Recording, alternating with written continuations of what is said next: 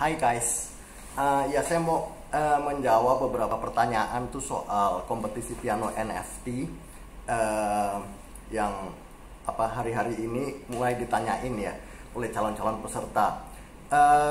Ya sebelumnya saya pengen ngasih pengantar sedikit aja gitu. Jadi ya ini karena pandemi sebetulnya kita tuh dipaksa untuk belajar banyak hal ya, termasuk ya pertama adalah bikin konser online yang tadinya saya juga mikir aduh ini apa will it work gitu loh, tapi ternyata setelah bikin beberapa konser online saya malah ketagihan dan saya mikir bahwa ini adalah sebetulnya masa depan yang dipaksa untuk jadi masa kini ya, dan konser online tuh sangat enjoyable untuk bikinnya sih.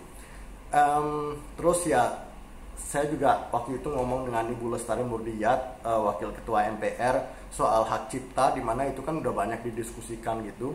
Dan oleh karena itu saya nge-google tentang NFT itu tahun lalu tuh 2021 tuh. Jadi saya banyak belajar tentang NFT, dan kemudian karena saya di-approach oleh Mesail untuk bikin NFT, ya saya seneng banget kita bisa kerjasama, dan ternyata saya jadi musikus klasik Asia pertama ya yang bikin NFT. Nah terus saya pikir saya mau share hasil dari NFT itu, baik secara financial juga secara exposure, karena saya lihat bahwa NFT itu exposure-nya besar sekali untuk para musikus-musikus muda ya, dan musikus-musikus muda ini sangat butuh exposure kan untuk karir ke masa depan. Jadi saya pikir ini bagus sekali kalau saya bisa share. Jadi saya yang bikin musiknya, terus para pianis lain yang memainkannya, nanti yang menang kita share hasil dari penjualan NFT tersebut. Jadi kalau emang laku terjual, ya dia dapat 10%-nya gitu loh.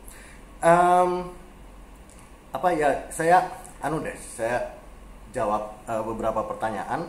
Itu yang pertama adalah soal difficulty dan soal umur, karena itu kan jadinya saya bikin 53 variasi ya dari do mi sol. Do mi sol itu ya terus bisa itu juga udah variasi, atau dan seterusnya. Dan kemudian ada not yang nyelip misalnya misalnya, atau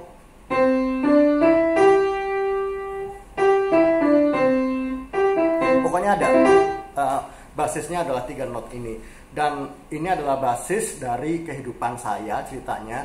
Jadi ini saya bikin 53 variasi karena sekarang saya usianya 53 tahun. Ya itu, jadi basisnya itu, dan Anda bisa ngambil satu atau lebih variasi untuk dimainkan, tapi tiap variasi itu harus satu video ya. Bisa cek kan nanti di anandasukarancenter.com ya, bahwa itu satu video satu variasi, tapi boleh lebih dari satu video. Dan nanti kalau menang itu hanya maksimum menang dengan 2 variasi. Walaupun Anda naruh misalnya 20 variasi boleh aja, tapi hanya Anda bisa memenangkan hanya 2, karena saya pengen share ke sebanyak mungkin pianis nantinya. Jadi dari 20 variasi yang dikompetisikan bisa aja cuma 10 pianis yang menang, tapi juga bisa 20 pianis gitu loh.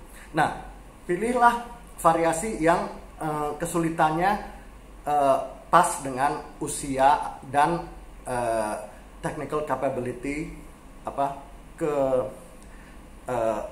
kebisaannya, keterampilan Anda saat ini gitu. Jadi kalau misalnya Anda udah terampil, udah bisa main Beethoven sonata segala macam, jangan milih variasi yang gampang-gampang, karena memang itu sebaiknya untuk anak-anak yang sangat hampir bisa dibilang beginner, atau ya usia sangat muda di bawah 8 tahun, 10 tahun gitu loh. Anda bisa ambil variasi yang lebih panjang dan lebih rumit misalnya gitu. Dan ya itu, jadi ini sebenarnya sama aja kayak Ananda Sukaran Award yang 2 tahun lalu ya, dimana Anda ngerekam terus masukin aja ke YouTube.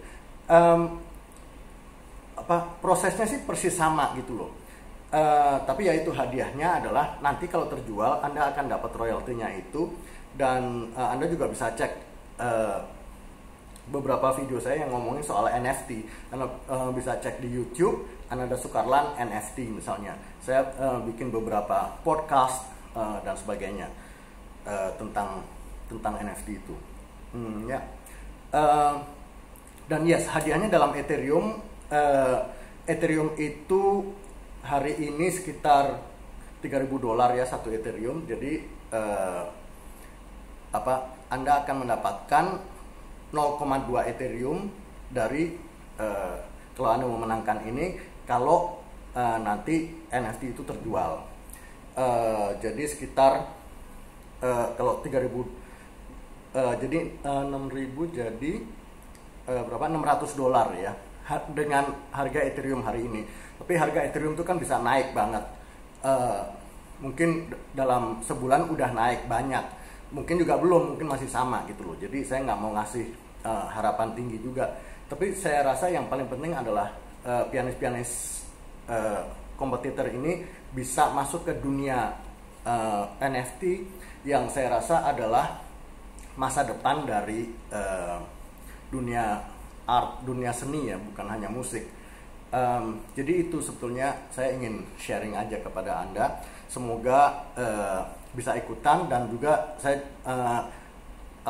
saya juga mendorong untuk pakai baju yang lumayan Indonesia. Jadi sekalian mempromosikan budaya Indonesia ke dunia OpenSea, ke dunia NFT yang akan dilihat oleh banyak sekali penonton ya nanti.